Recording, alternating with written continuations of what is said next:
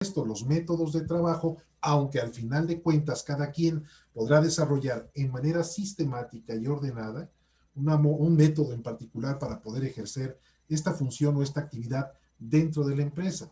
Necesitamos también tener una perspectiva muy general desde el punto de vista doctrinal, pero también práctico, acerca de los principios que en un momento dado sustentan a esta unidad que nosotros hemos llamado empresa, esta unidad de producción de bienes y servicios a la que se logra identificar como empresa. Pero la pregunta del millón y como un primer ejercicio sería la siguiente.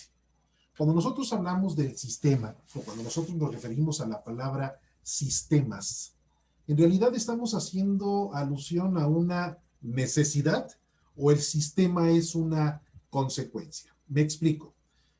Muchos de nosotros conocemos la existencia gracias a las ciencias de un sistema solar. Muchos de nosotros conocemos que dentro del agua hay un sistema de agua potable y alcantarillado. Muchos de nosotros identificamos que la recolección de los residuos sólidos domiciliarios, el traslado, la disposición final, el tratamiento, implica un sistema. Incluso el cuerpo humano por sí mismo implica el ejercicio, puesta en práctica y desarrollo de sistemas, como el sistema óseo, sistema respiratorio, etcétera.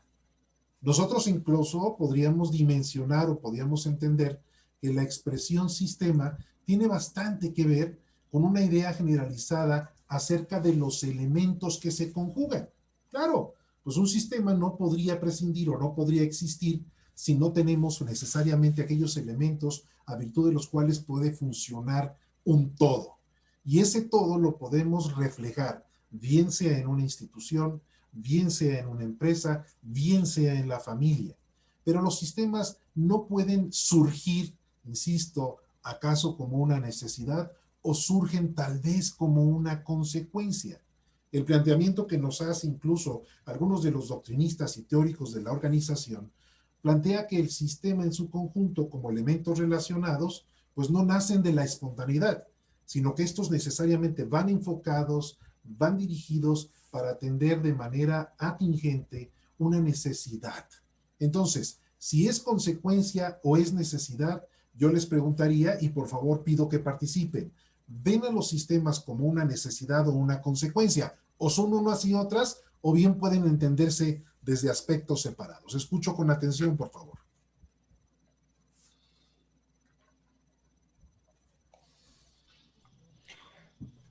Yo digo que van de la mano evidentemente, y yo creo que en la creación, desde el inicio de la vida, si no se tuviera una consecuencia por algo, por algo que, como el agua, como lo comentaban como el sistema de agua potable, si no hubiese una necesidad o si no se hubiera generado una consecuencia de algo, el sistema no se hubiera creado.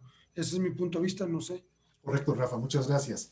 Ahora, bajo esa perspectiva que nos plantea Rafa, las necesidades humanas tienen que ser atendidas. De hecho, el maestro Efraín Moto Salazar, en algún texto que habla de los elementos del derecho y cuando considera al Estado como una existencia jurídica, como una serie de manifestaciones jurídicas, como un producto de la consecuencia del hombre y de la necesidad de reglamentar todos los aspectos relacionados con su vida, dice que tiende a satisfacer todas las generalidades o en su conjunto todas las necesidades y fines humanos. El Estado. El Estado es un sistema, el Estado es una consecuencia de la creación humana. Me gustaría escucharte, Rocío. Bueno, yo considero que el Estado es un sistema, de hecho, esa consecuencia de las necesidades mismas, necesitarían, como bien lo mencionó Rafa, si no hay un sistema, pues, ¿de qué manera vamos a llevar a cabo las cosas, no? Entonces, por ende, el gobierno para mí es, basado en la necesidad, se crea un sistema. Correcto. Fíjense, y esto me recuerda un poco a una teoría que habla precisamente del contrato social. Juan Jacobo Rousseau hablaba de que los hombres nacen libres, ¿no? Y que de esa libertad pues, necesariamente vino después un clima de desigualdad. Y que de esa desigualdad posteriormente los hombres pues tienen la necesidad de crear un ente abstracto, un ente etéreo llamado Estado al que le ceden parte de esas libertades perdidas para que te las retribuyan con bienes y servicios, con la satisfacción de tus necesidades. ¿Por qué ligo un poco la expresión del derecho al sistema? Bueno, Porque desde el punto de vista etimológico, ciertamente la expresión sistema ha estado identificado a la unión de las cosas de manera organizada, y el Estado es una condición de organización. La familia es una condición de organización. La administración pública implica necesariamente una condición de administración. Pero, ¿qué relación tiene entonces la expresión sistemas con los elementos que en un momento dado la puedan llegar a componer? Bien, nosotros podemos partir de dos principios fundamentales. El primero nos dice que los elementos que componen a un sistema necesariamente tienden a atender una necesidad, pero desde el punto de vista estructural, desde el punto de vista de su conformación, ¿cuáles son esos elementos indispensables o cuáles son los elementos sine qua non para que exista un sistema? De hecho, muchos podrían plantear, bueno, profesor, es que el sistema lo está ligando usted, cierto, como los elementos, pero ¿a dónde queremos llegar? ¿Cuál es la finalidad de ese sistema? Iniciaba yo la sesión comentando con ustedes que el sistema invariablemente tiende a conjugar los elementos en aras de obtener un resultado, una ventaja, una utilidad, un fruto, un producto, un servicio, un bien o cualquiera de las categorías que ustedes gusten encumbrar. Si nosotros pensamos entonces en los elementos del sistema, son precisamente aquellos aspectos, aquellos objetos que debidamente relacionados unos con otros permiten el funcionamiento del mismo. Si hablo, por ejemplo, del sistema educativo mexicano, pues podríamos asegurar que para hablar de ello tiene que haber planes, tiene que existir programas, tienen que existir métodos o materiales educativos que tiendan a satisfacer esa necesidad educativa. Obviamente el calendario escolar, al tenor del cual en la temporalidad y con los días previamente señalados se tendrá que desarrollar esta función, que de hecho es convertido en un servicio público. ¿Cuáles son los documentos que en un momento dado se relacionan con el historial académico de los estudiantes, de los propios docentes y en general cualquier tipo de elemento componente que permita el ejercicio de la función pública llamada sistema educativo en México? Bajo esta premisa, yo te pregunto, Octavio, ¿qué tipo de elementos podrías tú advertir o descomponer de cualquier empresa? Háblame de la empresa más básica, o tal vez háblame de un organismo público descentralizado, o quizás refiérete a alguna entidad en los cuales tú puedas describir de manera puntual elementos de un sistema de esta misma empresa o de esta entidad. Te escucho. Gracias. Bueno, si hablamos de un organismo, de un OPD, organismo público descentralizado, como sabemos, los OPDs tienen personalidad jurídica y patrimonio propio, que eso quiere decir que se manejan de manera independiente o de manera diferente a una dependencia del Ejecutivo en este caso, ¿no? Que estamos poniendo algún ejemplo. Un sistema, pues podemos hablar del sistema administrativo.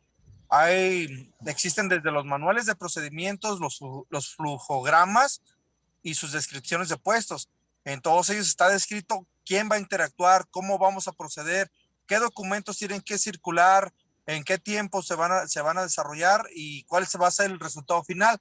De ello también van incluidos componentes como son los indicadores de resultados, las matrices de indicadores para poder medir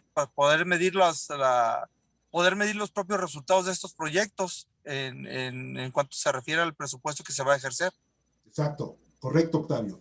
En ese sistema que acaba de proyectarnos muy atinadamente Octavio, pues habla de un sistema administrativo, pero dentro de la empresa, dentro de la entidad pública, bien sea esta centralizada, descentralizada, desconcentrada, fideicomiso, empresas de participación, lo que sea, siempre deberá existir la conjugación de los elementos que nos permiten arribar a un tema o a un objeto final.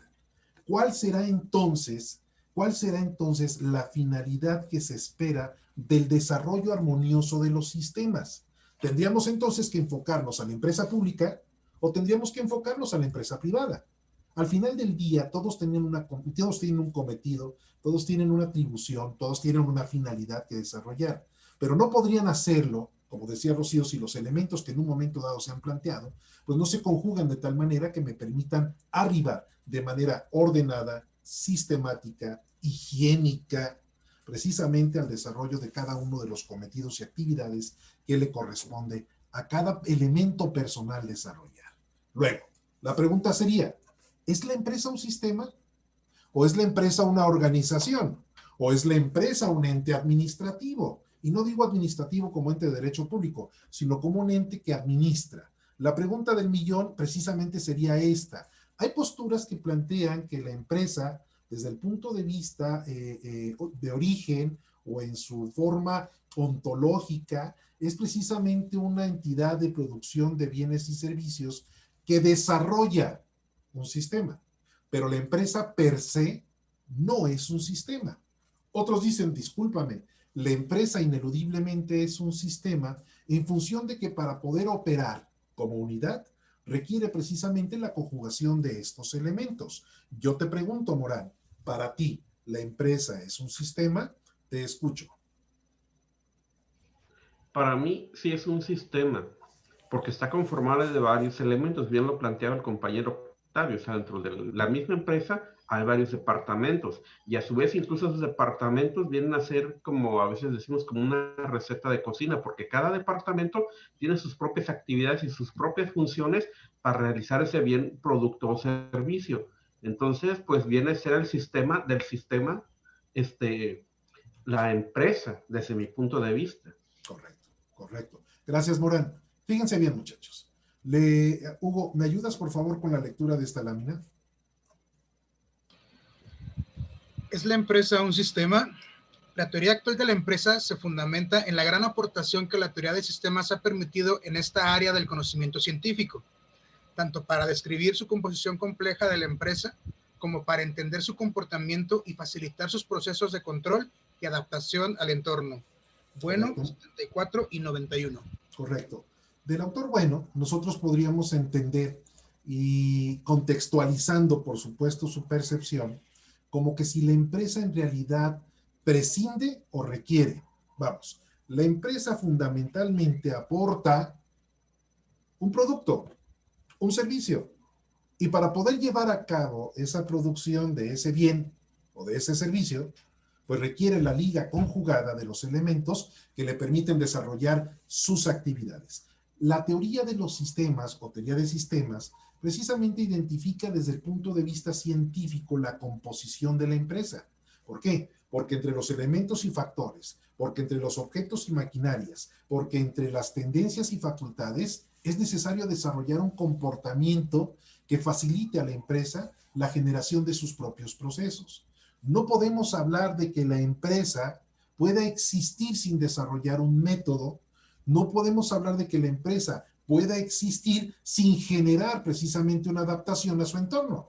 ¿Por qué? Porque tendríamos que focalizar el lugar, las circunstancias de tiempo, de modo, de lugar, el quién, el por qué, el para qué, desde qué, a partir de qué, con quién, para poder entonces trazar la línea y la ruta a virtud de la cual la empresa, como entidad productora de bienes o servicios, tendría que desarrollar un sistema. Pero ojo con esto, es precisamente la teoría de sistemas la que nos dice dos elementos o dos componentes fundamentales para poder desarrollar sus procesos.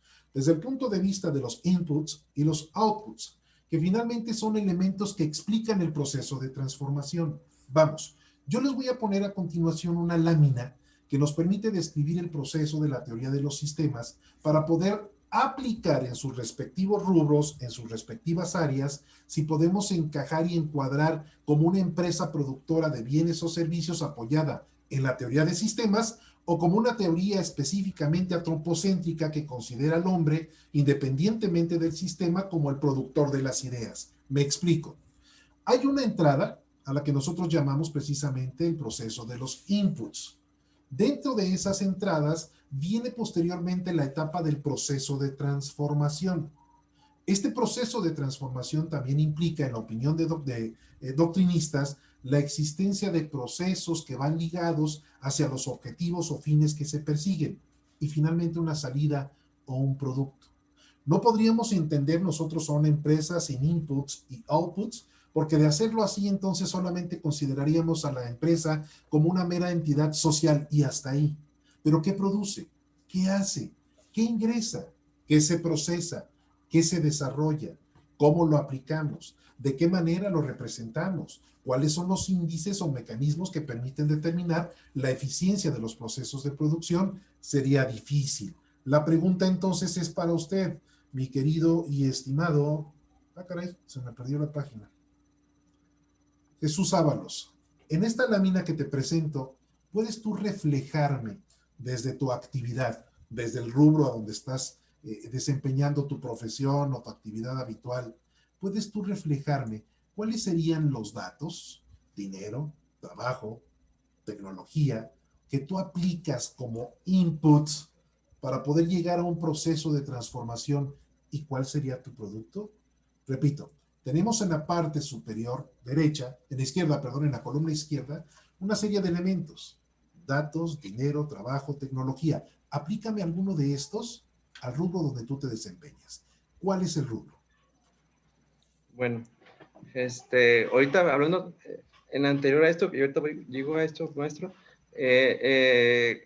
poner el ejemplo del sistema educativo. Pues justamente la empresa de nosotros es un colegio particular. Correcto. Que somos parte de un sistema, el sistema estatal de Colima, de educación, del cual es parte de un suprasistema que es la Secretaría de Educación todo federal, ¿verdad?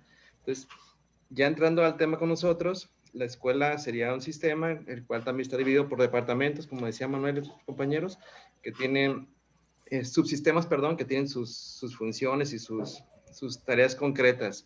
En cuanto a esta tabla que usted nos muestra, que es del dinero, pues bueno, aquí, por ejemplo, nosotros pues ocupamos del ingreso, ya sea también de inversionistas o de las colegiaturas o lo que se va recabando de las fuentes de ingreso que tenemos para empezar a operar el proceso, vaya. El trabajo, pues son los planes de trabajo también que realizan, las planeaciones que hacen los maestros a diario y las actividades que hacemos los administrativos. En tecnología, pues son los medios que utilizamos para operar, que son, ahorita pues estamos justamente ahorita en línea también por la cuestión de la pandemia, estamos utilizando pues las redes sociales, los programas, Classroom, Zoom, etcétera, para poder hacer llegar pues nuestro servicio final, ¿verdad?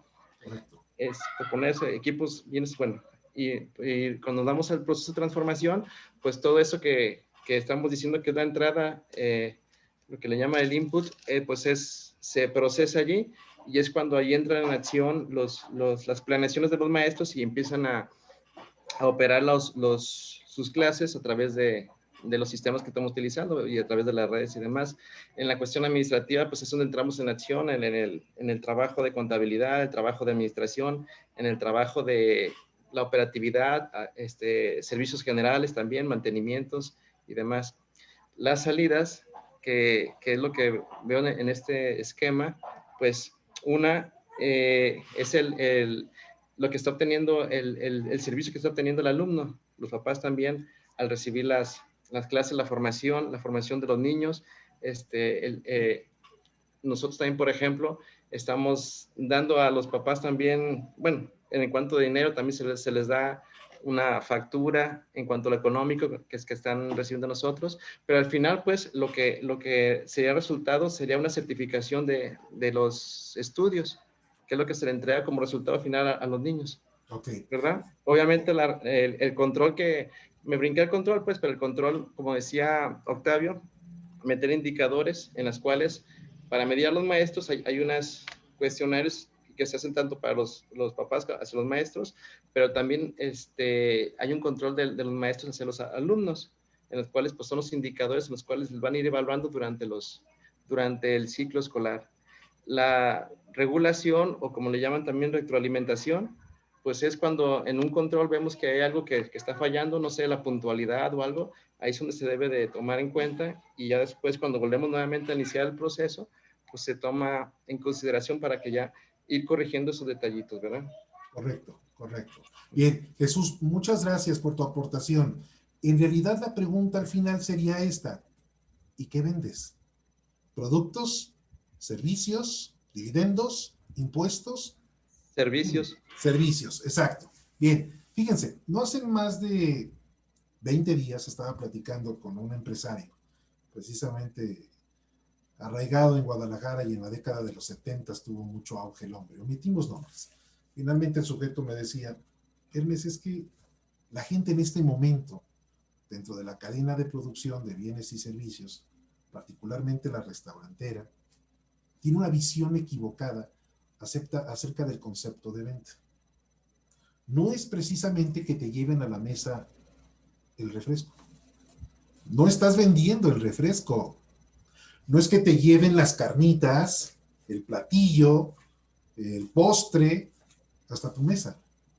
La visión de venta que se tiene es errónea. Estoy vendiendo un servicio. No es el refresco, no es la comida. Es cómo te lo vendo, cómo te lo ofrezco. Dentro de las cadenas productivas, a nivel productor o producciones primarias, como incluso en el campo, podríamos nosotros incluso dimensionar la presencia de venta como productos, bien sea el maíz, frijol, fruta, etc. Lo que vendo es un producto. Tenemos un proceso a través, por supuesto, de un trabajo, por supuesto, de tecnología. Evidentemente entra dentro de una cadena que al final de cuentas genera un proceso donde interviene la naturaleza, pero que determinantemente es de transformación natural para que salga al mercado. ¿Y cómo lo venden las cadenas? Bueno, la interrupción, profe. Sí, escucho. Gracias. Lo que pasa es que hay un compañero queriéndose conectar. No sé si usted tendrá oportunidad de darle acceso o es tema del instituto. Me parece que es del instituto, pero si tengo oportunidad de hacerlo, en este momento lo hago. Denme oportunidad. Gracias. Participantes.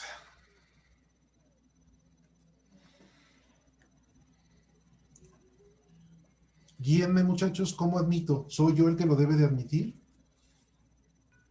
La verdad, yo desconozco. Creía que era el instituto. Según tengo entendido, es el instituto, maestro. Ok, entonces sí, porque estoy viendo participantes 10, anotaciones remotas. Creo que no, vamos a ver si Luis lo logra incorporar en un momento más. Bien, continúa entonces. Ojalá que lo logre hacer Luis. Luis, no sé si estás con nosotros. Rafa, te escucho. Bueno, acerca de lo están platicando, creo que lo que he aprendido en esta parte de mi vida, que es como contador público, estuve obviamente mucho tiempo prestando servicio a la empresa, pero ahora que estoy en el lado de las ventas, creo que lo más importante pues es el servicio de la postventa. Lo que bien se comentaba con el tema del restaurante. Al final de cuentas, todo el mundo vende Coca-Cola, todo el mundo vende Pepsi, todo el mundo vende de todo. Yo creo que el caso más claro es el tema de las gasolineras, antes de que entrara el libre comercio de Shell y 7-Eleven y demás. Pemex, había todo Pemex por todos lados. O sea, el servicio que te daba el cuate de la bomba era el que te hacía regresar. Y si nos trasladamos al servicio de postventa, si al cliente no lo tratas bien o no utilices valga la redundancia, ese sistemita para el cliente no regresa. Entonces, claro está que el servicio que presentas a cualquiera, ya sea comensales, ya sea un profesionista, ya sea una empresa, es por tu servicio. Claro. Lo que tú le ofreces personalmente. Claro. No, totalmente de acuerdo. Incluso, muchachos, repetimos, podrá haber producto, podrá haber servicio, podrá haber resultado, podrá haber algún dividendo, una utilidad, una ganancia, pero todo esto responde necesariamente al mecanismo que articulaste para que ese cliente, para que ese destinatario final de tus servicios regrese en consideración a la forma en la que tú lo ofreciste, a la manera en la que tú agraciaste precisamente su necesidad, hubo una satisfacción inmediata de manera oportuna, que es lo que hace que las personas regresen. ¿No podríamos nosotros entonces considerar que dentro de la empresa se prescinda de un sistema donde el proceso de venta, el proceso de comercialización o el proceso final, que son los outputs, precisamente a través de un producto o de un servicio, pues no haya agotado necesariamente esos plus, esos servicios, esos elementos o esas características que revisten en una nueva imagen a tu proceso de transformación como empresa? No es vender periódico, es la nota. No es vender el refresco, es vender el servicio. Y hablábamos del sector primario, secundario, terciario. Siempre deberán entonces estar presentes estas tres columnas que quiero reiterar solamente para poder pasar con otro compañero. Tenemos datos, dinero, trabajo, tecnología, que en sí mismo engloba un entorno de oferta, que posteriormente entrará a esta cadena de transformación y sale como producto, servicio o resultado. Con este mismo ejercicio, le pregunto entonces a nuestro compañera, no, sí, Elena, te escucho, por favor. ¿Tú podrías representarnos un sistema de empresa a partir de estos elementos? Tienes estas 3 columnas. ¿Podrías representar alguno? Te escuchamos. Podría ser una empresa de zapatos. Venga. Tienes tus materiales, necesitas tener un proceso de transformación. La suela, si es de piel o plástico, y en aquel proceso tiene que haber regularización y control para que el calzado sea de calidad, y ya a las salidas cuando el producto ya está terminado y se puede entregar al cliente. Al destinatario final, correcto. La pregunta entonces sería la siguiente. Rocío, ¿a qué nos referimos con regulación? ¿Qué es la regulación y qué es el control como parte incluso de un proceso que liga las entradas y salidas? Te escucho, en tu opinión. Bueno, regulación yo entiendo, vamos, formaría parte del proceso de transformación, pero la regulación para mí sería como las reglas o el procedimiento que debe de llevarse a cabo para que sea un producto de calidad o un producto bien hecho. Regulado, no sé, puede ser por reglas, valga la redundancia, obviamente que deban de llevarse a cabo. Claro. Y control, pues obviamente el controlar precisamente esto mismo para que haya un producto, insisto, de calidad, un producto bien terminado, en el que haya un control de calidad, la redundancia, perdón, y obviamente sale un producto de calidad, un producto que realmente pueda ser muy bueno para el mercado, dependiendo del mercado que se quiera abarcar, lógicamente. Es correcto, Rocío. De hecho, ligando tus comentarios con algunas percepciones que se tienen relacionados con la empresa, podría yo decirte lo siguiente. Octavio hace un momento manejó, pues precisamente que tendríamos que desarrollar en algunas etapas del proceso algunas matices de resultados o algunos indicadores de resultados. La Ley General de Contabilidad Gubernamental, incluso la Ley del Presupuesto, etcétera, obligan a que el gasto que tú realizas, hablando de entes públicos, pues está sujeto a una serie de principios disciplinarios en materia presupuestal. Si traduces o transportas este tipo de principios a una empresa, estarás entonces ejerciendo una regulación. Pero la regulación precisamente como aquel conjunto de elementos o componentes que te permiten reorientar, rectificar, clarificar los procesos a través de los cuales se lleva a cabo la transformación. El control de calidad al que tú haces referencia ineludiblemente estará presente en cualquier tipo de entidad de carácter económico. ¿Por qué? Porque la producción de ese bien, la producción de ese servicio sugiere la ingente concurrencia de auditores, de verificadores, incluso ajustarse a un proyecto de control o a un programa permanente de control que permita que la eficiencia de los inputs y outputs traigan como consecuencia un extraordinario producto o un extraordinario servicio. En ese sistema, entonces, si transportamos o tratamos de equilibrar, no de equilibrar, de ponderar la influencia que ejercen los sistemas económicos, presupuestales, regulativos, normativos y de control en temas gubernamentales, pues también los podemos nosotros aplicar dentro de la empresa como ente privado. Al final del día, esto entonces implicó la concurrencia de alguna serie de factores que siguen formando parte ¿de qué? De los sistemas. Porque los elementos a los que estamos haciendo referencia dentro del sistema, pues parten de los datos, del dinero, del trabajo, de la tecnología y de cada una de estas columnas que estamos describiendo. Yo les pregunto en términos generales a todos, cuando hablamos de dinero nos queda muy claro el trabajo como actividad, la tecnología como incluso aplicada, pero cuando hablamos de datos, ¿dónde aplicaríamos dentro de este proceso previo a la entrada del proceso de transformación los datos? Ven ustedes en la columna izquierda, datos. ¿Dónde los aplicamos? Escucho. Bueno, perdón, que me permiten la intervención. Venga. Los datos los aplicamos inclusive desde antes de ese proceso de transformación. Los datos son los que nos permiten la toma de decisiones para, en el caso del ejemplo que decía el profesor y Elena del zapato, los datos nos van a permitir determinar si realmente el mercado quiere o no quiere los zapatos, qué tipo de zapato, si se enfoca el diseño, se enfoca el precio, se enfoca la calidad, se enfoca la moda. Son muchos los datos que nos dan en la moda del calzado. Les doy un ejemplo. La decisión de compra de una mujer para un calzado, el precio está en el 7º lugar. El precio es hasta el 7º lugar. La mujer primero pondera el diseño, la comodidad, la moda, bla, bla, bla, y en 7º lugar está el precio.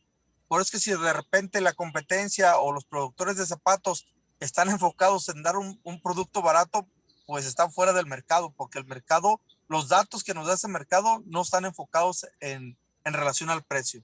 Es Por dejar correcto. un ejemplo. Sí, claro, te escucho, Luis. Me suena más a estructuras que tienen que ver con encuestas o con estadísticas, por ejemplo el INEGI. Ese sería puedo decir, lo que venden, ¿no? Los datos, claro, y el control en cuanto a lo que sea. Exacto. Rafa, antes de pasarte el uso de la voz, es cierto, y de hecho, Octavio, pues todos estaríamos de acuerdo en que para poder iniciar nuestro proceso de transformación, ineludiblemente cualquier empresa, en cualquier rubro, bajo cualquier objeto o finalidad requiere de datos, claro. Eso no los podemos apartar.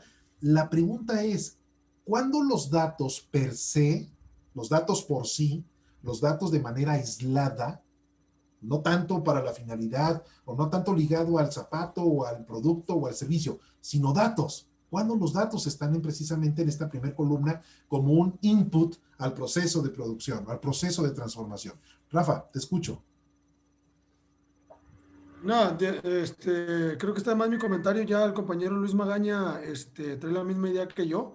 Para mí, todas esas empresas, tanto el INEGI, todo ese tipo de empresas encuestadoras que van como tipo canvaseo, visitando casa a casa para obtener datos de la sociedad, ahí va mi comentario. Perfecto. De hecho, muchachos, ciertamente el instituto, en tanto órgano oficial de difusión de ciertos datos de carácter estadístico, al menos en México, con todas las mentiras que ello implica, pues necesariamente tiende a poner o a procesar precisamente las encuestas, precisamente las referencias que se convierten en datos que al final de cuentas salen como un resultado, no precisamente un producto. Otros dicen, sí es un producto, porque de ello depende el coeficiente para la aplicación y la distribución de la riqueza, atendiendo a la ley de coordinación fiscal, del cual el Estado de Jalisco anda medio raro. Pero bueno, más allá de ese tema, son datos, son referencias que pueden consistir en números,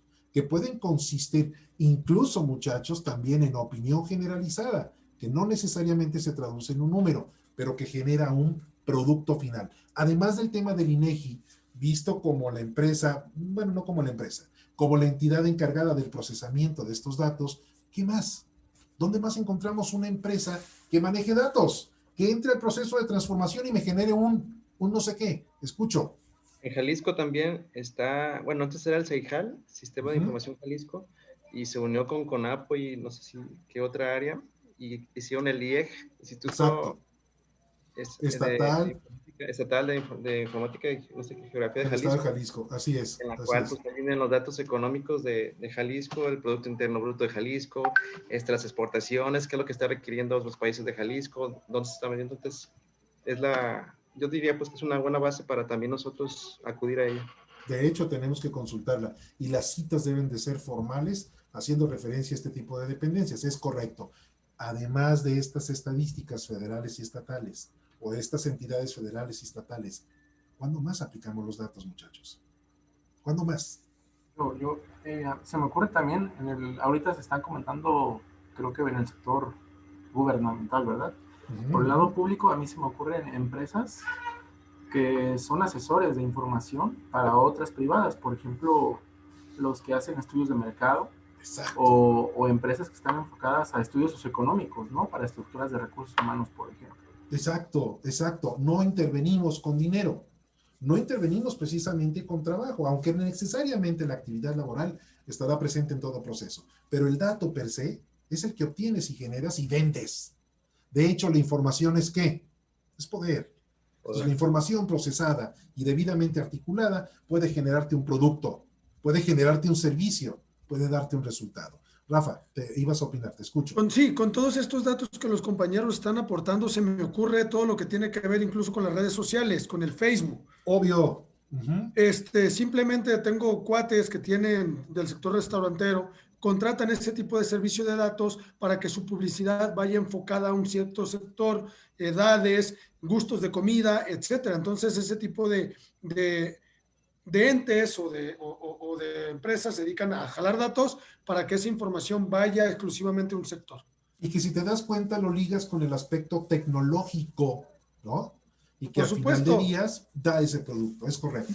Yo creo que a todo el mundo nos pasa que de repente buscas en el Google pues unos zapatos flexi y enseguida, inmediatamente en el Facebook ya te mandan 4 de Mercado Libre o de Amazon o sea, el mismo producto que está como brujería, pues. Todo está ahí ya. Correcto, correcto. Bien, continúo entonces. Que se me trabó la máquina mucho. Ahí está. Bien. Ahora, si nosotros queremos entonces dimensionar las condiciones básicas de la teoría de los sistemas o de teoría del sistema, pues necesariamente tendremos que hacer alusión a una serie de elementos que ya no son parte precisamente del sistema, sino que son condiciones básicas para poder conceptualizar al sistema. Primero debe de existir un conjunto de elementos.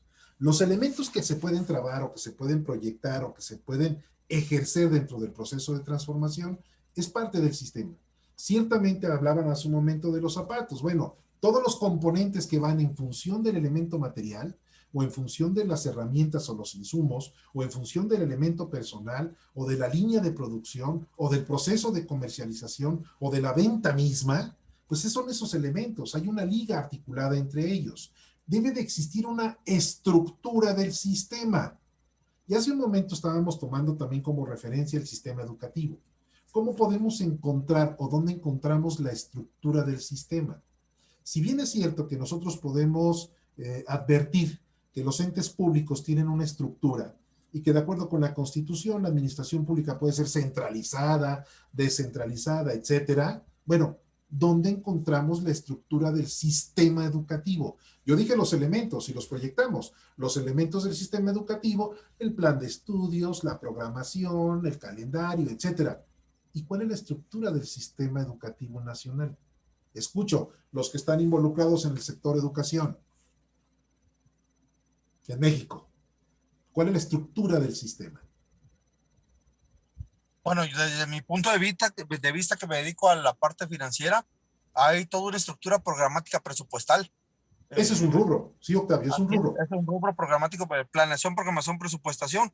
Estructuramos todo un proyecto de planeación, presupuestación, en el cual se estructura desde la nómina hasta la contratación de los servicios, la compra de materiales, la construcción de obra pública, en este caso planteles educativos, capacitación, desarrollo, un sinfín de cosas en la parte estructural, programática, presupuestal, que tiene que ver con el dinero, que le da el soporte y es el motor, que al final de cuentas el resultado es la educación. Exacto, el producto final es la educación. Lo que acaba de manejar Octavio está íntimamente ligado, por supuesto, al tema de los sistemas, pero lo que está diciendo es un eje que se convierte en un subsistema. Vamos, hay un principio que se llama principio de jerarquía de la organización y que proyecta la necesidad de establecer un primer, segundo, tercer, cuarto, 5 círculo de la estructura de la entidad. De suerte tal entonces que cuando hablamos de estructuras de sistemas, podríamos caer en la idea de que existen otros subsistemas que a su vez generan parte de esta estructura. Pero cuando hablo de estructura me refiero al andamiaje. Cuando hablo de la estructura me refiero a la radiografía del ente público o la radiografía de la empresa como tal. ¿Cuál sería entonces la estructura del sistema?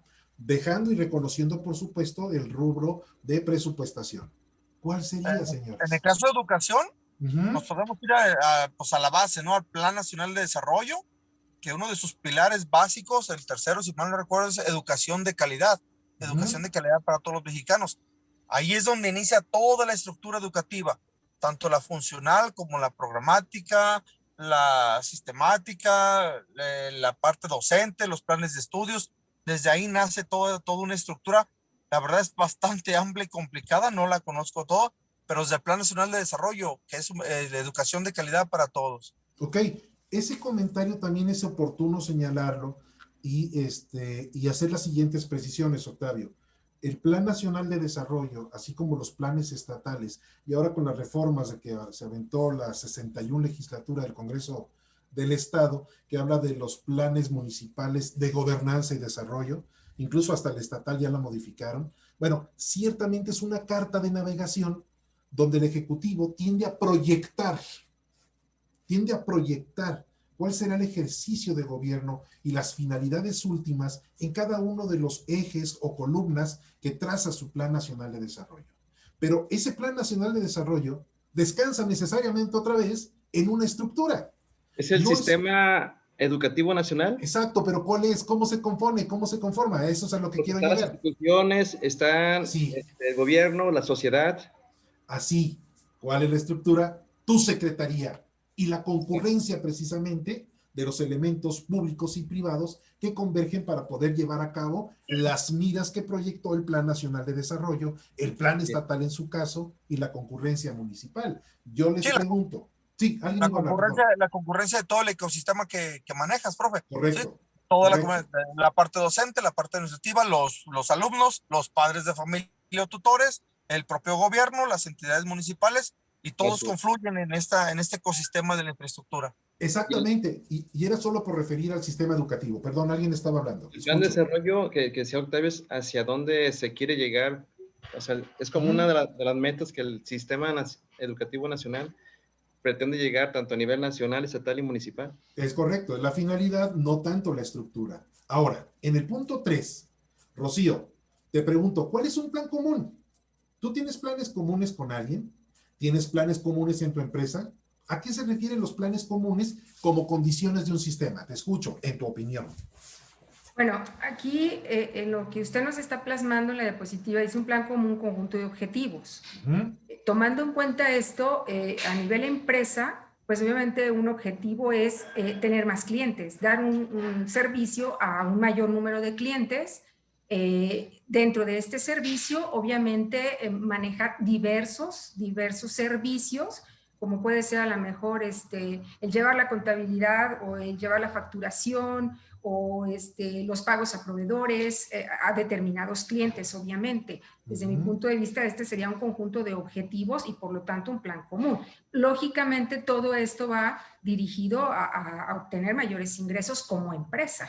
Claro, claro, está en función del enfoque que le queramos dar, en función de la propia empresa. Ahora, fíjense bien, el plan común, o más bien, replanteo mi pregunta, ¿es acaso la contabilidad de la empresa un plan común?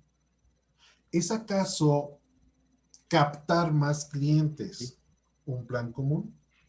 Todo estará en función de la óptica empresarial, de la visión, de la misión, de los objetivos que la propia empresa construyó como elementos base para el desarrollo de sus productos o de sus servicios. Pero el plan común, como el conjunto de los individuos, como el conjunto de los objetivos, lo es todo. La contabilidad, el proceso de venta, la línea de producción, la nómina, los impuestos, en general todas las actividades relacionadas y no relacionadas, ahorita explicaré por qué, con el proceso de transformación, implica necesariamente un plan común. Alguien iba a hablar y lo interrumpí, discúlpenme. Sí, yo también, poniendo un ejemplo así de lo de un plan común, en Oaxaca se da mucho eso. Por ejemplo, el plan común en los restaurantes que estaban comentando, no solo es crear una buena comida y todo, sino crear una comida de origen que atraiga el turismo, no para un solo restaurante, sino para todo el conjunto restaurantero y hotelero, y a través de ellos captar ahora sí que recursos para poder crear una mayor infraestructura turística en todo el estado. Y si lo checa uno ahí desde adentro, está la ruta del café, la ruta del mezcal, la ruta religiosa, la ruta gastronómica. Hay 7 rutas supuestamente ahí en el estado en las cuales se conjugan y hay un plan común entre ellos para jalar turismo. El turismo ecológico también, y el cultural, que dicen, bueno, si no lo jalamos por lo cultural, lo jalamos por lo natural, o si le gusta comer, porque hay gente que viaja por comer, dice, bueno, entonces vamos a traerlo aquí a la denominación de origen del mezcal, de las tlayudas, de toda la comida regional que se consuma y que a nivel nacional e internacional está considerada como una de las mejores del mundo y como patrimonio intangible de la humanidad. Y digo, es un ejemplo donde tantas cosas convergen en un solo objetivo, jalar turismo y generar ingresos. Exacto. Aquí lo que tú estás proyectando, Morán, me parece muy interesante como un eje de desarrollo económico por parte del Estado. Pero no solamente del Estado, sino también con la concurrencia de los prestadores de servicio. De suerte tal entonces que para poder atraer inversión, atraer turismo, generar derrama económica, pues se tienen que conjugar precisamente toda esa serie de personajes involucrados en las cadenas productivas que ofrece el Estado de Oaxaca a través de sus diferentes vertientes. Coincido plenamente contigo cuando lo hacemos con una visión de carácter estatal, con una visión de gobierno, con una visión que conjuga los elementos de los prestadores de servicios para poderlo llevar a cabo. Y si transportas todo esto y lo filtras a una empresa, pues el plan común o los conjuntos de objetivos que puedan llegar a trazar está en función también muchas de las veces del tipo de producto que vas a realizar. O con independencia del tipo de producto, encontramos también algunos otros elementos. Te devuelvo la palabra, Morán, y después sigue Rafa, te escucho. Sí, exactamente. Incluso si estos mismos planes los devuelves al restaurante, es lo que estaban comentando los compañeros antes.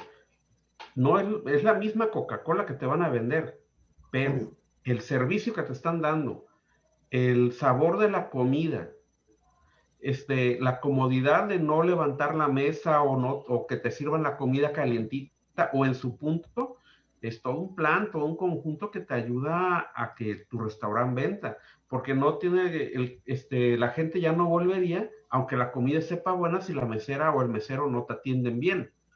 O si llegas y está todo sucio y ves cucarachas y ratones corriendo por el restaurante y dices, no, es más, en ese rato, deme la cuenta y ya me voy. Si no quieres armar un escándalo, ¿verdad? O si no, te levantas y te vas y ni les pagas nada. Pero sí es un plan incluso común y de conjuntos u objetivos internos, tanto como externos, para el restaurante como para fuera del restaurante. Y todo eso conlleva no solamente, eso es en cuanto al puro servicio, como dice, el otro plan común que está es el que nos decía la compañera Rocío Lomelí, es la parte administrativa y fiscal y contable que tenemos que llevar a cabo. Y como dice también el compañero Octavio, pues esto se ve relacionado con el Estado o con el municipio para el pago de impuestos que no podemos evitar. Entonces sí es un plan grandísimo que al fin de cuentas se va uniendo con un input y un output, como dice, y uno va conectado con el otro y no va a funcionar uno sin el otro. Por supuesto. Correcto, Morán. Es correcta tu precisión. Rafa, te escucho. Yo quería abonar un poco en el tema, digo, lo estamos viendo a nivel paraestatal y el gobierno y demás, pero también cuántas veces no nos encontramos con la empresa, la micro, en donde no se trabaja por ese bienestar o fin común. O sea, cuántas empresas no tienen su área administrativa que ni siquiera conocen lo que se vende.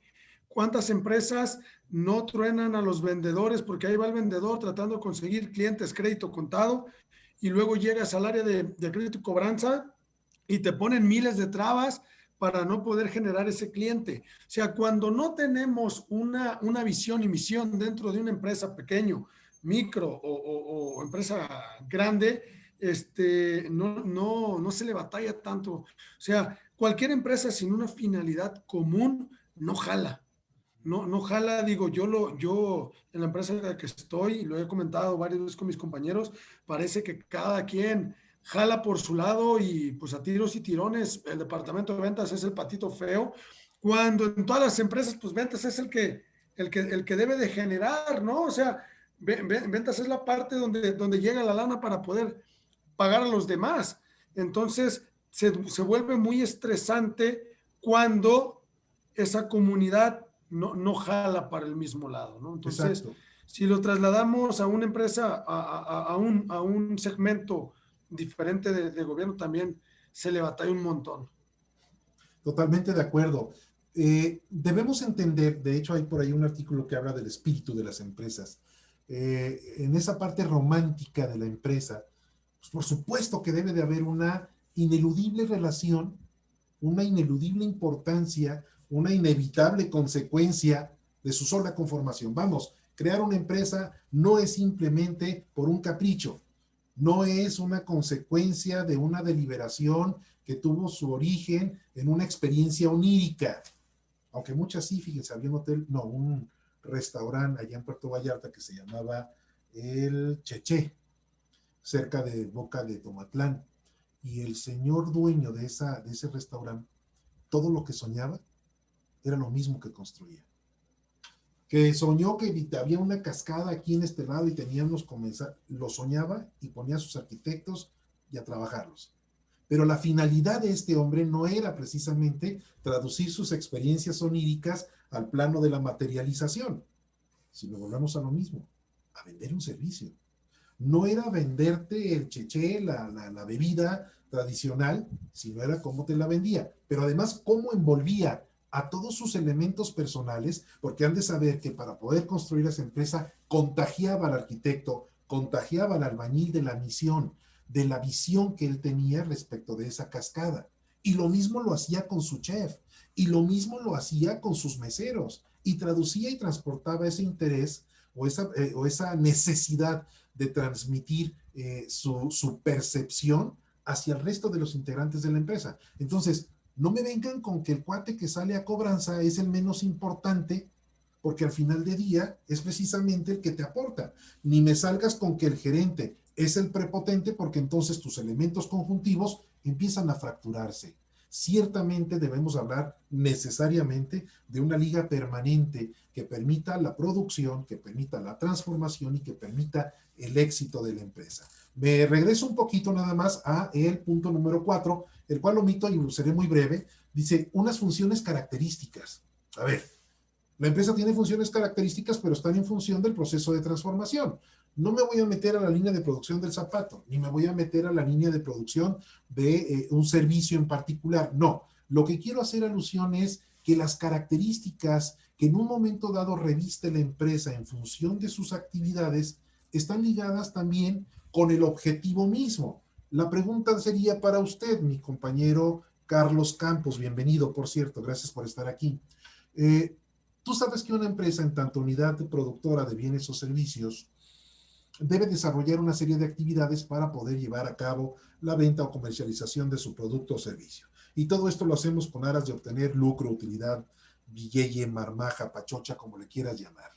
Pero la empresa, como tal, ¿cuáles podrían ser las funciones características o funciones de transformación en el sector a donde tú desempeñas?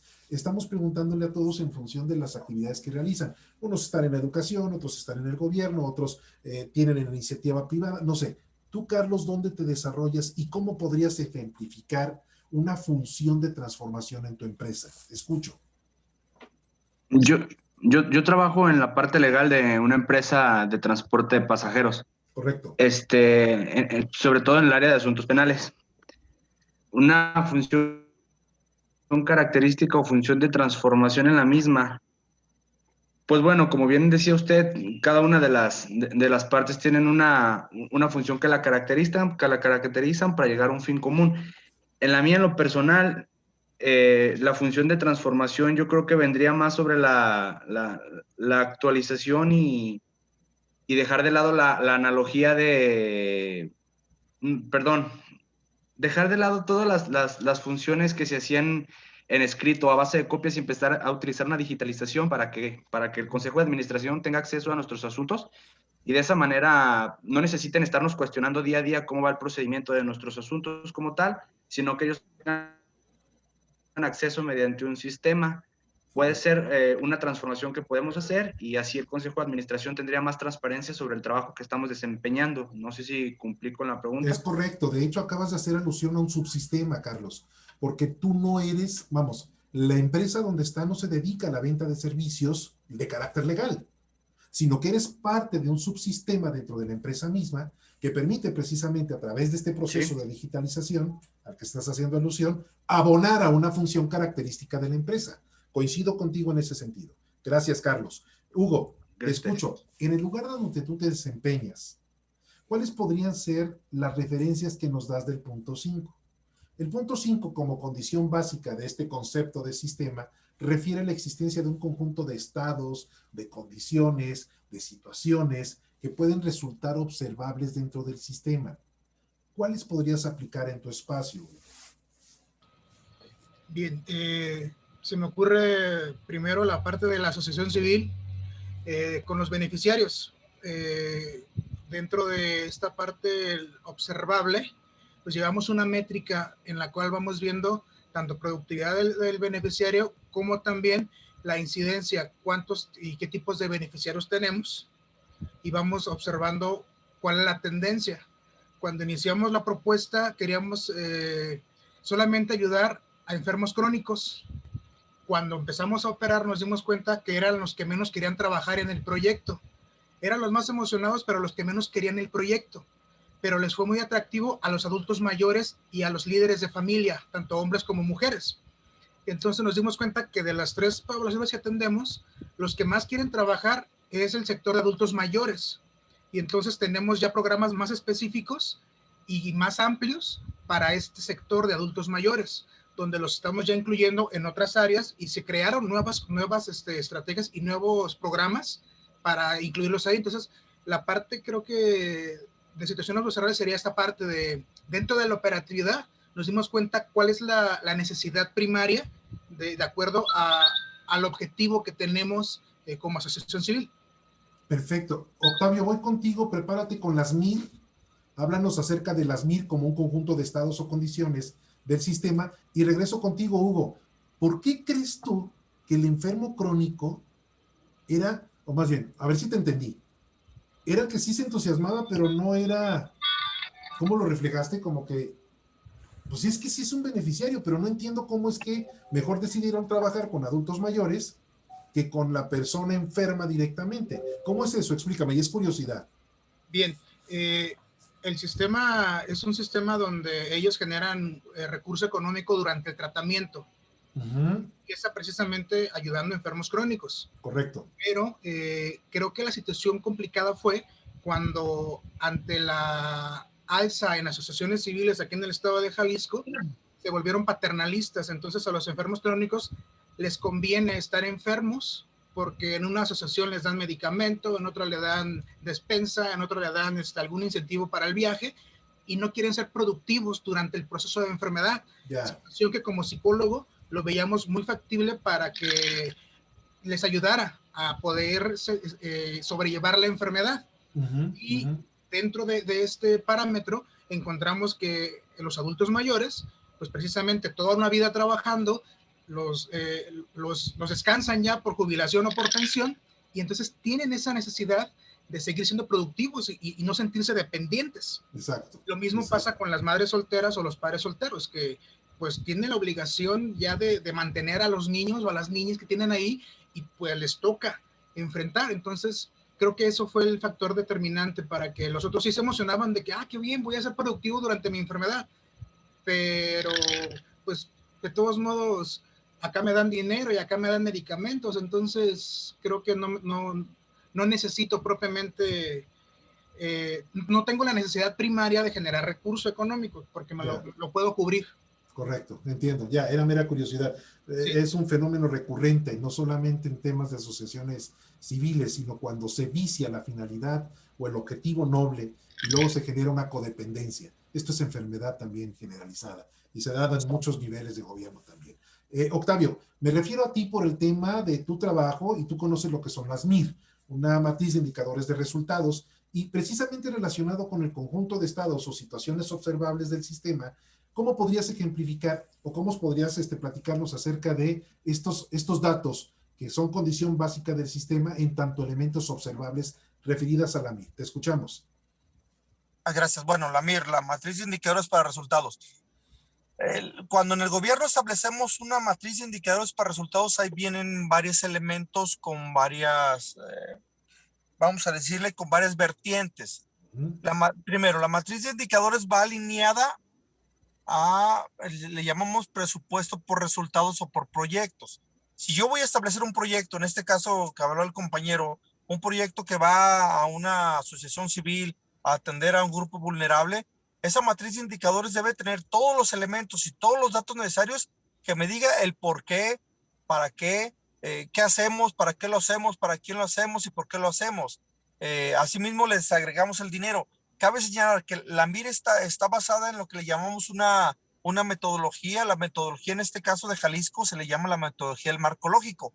Y a su vez la metodología del marco lógico está basada en los valores. Lo que decía ahorita mi compañero y que tú rematabas, profe, pues que pasa en todos los programas sociales, que viene a ser un vicio, y lo vemos, yo lo veo en educación, las becas Benito Juárez, donde a los chicos se les da una cierta cantidad de dinero para colegiaturas, y por lo único que hacen es agarrar el pinche dinero y ir a comprarse unos tenis o un celular, no lo destinan propiamente a la educación, ¿no? Pero bueno, precisamente es la falta de atención de esa matriz, de ese marco lógico que está basada en los valores. La matriz de indicadores trae muchos componentes sociales, económicos, socioeconómicos, políticos, ambientales, ecológicos. Se ponderan muchísimas cosas en cuanto a donde vas a atacar y qué quieres. De repente es un poco complicado. Inclusive las matrices de indicadores hacen partícipe a la ciudadanía. Se le llaman los planes municipales o planes parciales de desarrollo. Hay convocatorias abiertas en los cuales los ciudadanos tenemos la obligación y la oportunidad de ir a aportar en esos planes parciales de desarrollo para fin de otorgar más datos como sociedad. Sin embargo, pues la respuesta de la sociedad siempre es muy pobre. La matriz de indicadores está basada en eso. ¿Dónde estoy? ¿Qué voy a hacer? ¿Y qué resultados voy a obtener al final de cuentas? Acompañado de un dinero, y ese dinero tiene que venir distribuido, ya sea dinero federal, estatal, municipal o inclusive de la propia ciudadanía. Correcto, muchas gracias. ¿Por qué le pedí a Octavio que nos hablara un poquito acerca de las matrices de indicadores por resultados? Porque en toda la empresa hay un presupuesto. Y en todas las empresas, de hecho, dentro de los principios que rigen el presupuesto no general, nos habla del presupuesto basado en resultados. Y para poder proyectar una obra, para poder proyectar la venta de mi servicio, para poder proyectar los procesos de transformación dentro de mi empresa, pues tengo que ligarlo con algo que se observa. Y eso que se observa, repito, en muchas ocasiones puede ser de carácter subjetivo a nivel percepción o de carácter material a nivel visible. Si yo en un momento dado voy a vender celulares, ¿cómo vendo los celulares? ¿Dónde vendo los celulares? ¿Por qué vendo los celulares? ¿De dónde obtengo los celulares? ¿Cómo facturo a mis clientes sus celulares? Etcétera, etcétera, etcétera. ¿Qué es lo que se ve? Muchas de las veces dirán, bueno, es que es el local, bueno, es que es la sucursal, bueno, es que es la empresa en su conjunto, el edificio, allí está. Pero detrás de ese edificio, detrás de esa ventana, detrás de ese mostrador donde estás ofreciendo el producto, el bien, la cosa, el servicio o lo que estás vendiendo, pues existen una serie de elementos que se ligan otra vez y volvemos a los sistemas. No es que yo sea reiterativo, sino que el principio sistemático o el principio de los sistemas nos obliga a reiterar la existencia de la liga entre los elementos. Y cuando hablo de elementos, circunstancias o condiciones visibles o advertibles, nos referimos precisamente a los despliegues de conducta que realiza el abogado en la defensa de los intereses, a los despliegues de conducta por labor de venta que realiza mi vendedor en calle, a los despliegues de conducta de acción e incluso hasta de omisión en que puede incurrir mi gerente, mi director, mi jefe de área o de departamento.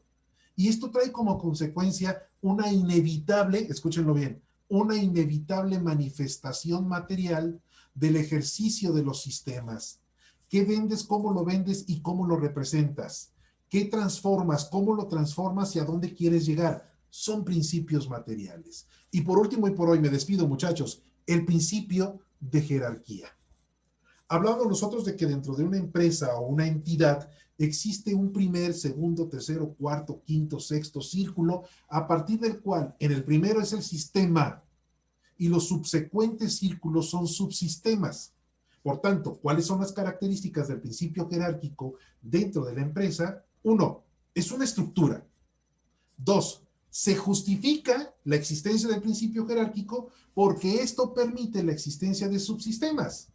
No solamente es la empresa en cuanto a la venta, sino la empresa en la defensa legal, la empresa en el manejo de los recursos, la empresa en la contabilidad, la empresa en la administración, la empresa en el, no sé, en cualquier contexto que gire en torno indirecto al fin de la empresa. Por tanto, hablamos otra vez del principio jerárquico. Y ya ustedes habrán de agotar en clases más adelante la concurrencia de los directores, subdirectores, atribuciones, facultades, duplicidades, confusiones, ambigüedades y reestructuraciones, que son parte de los principios de organización.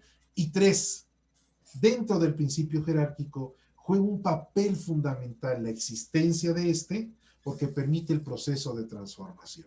Dicho de otra manera, no podríamos nosotros concebir, escúchenlo bien, no podríamos nosotros concebir un proceso de transformación si no es a través de la necesaria concurrencia de un principio jerárquico.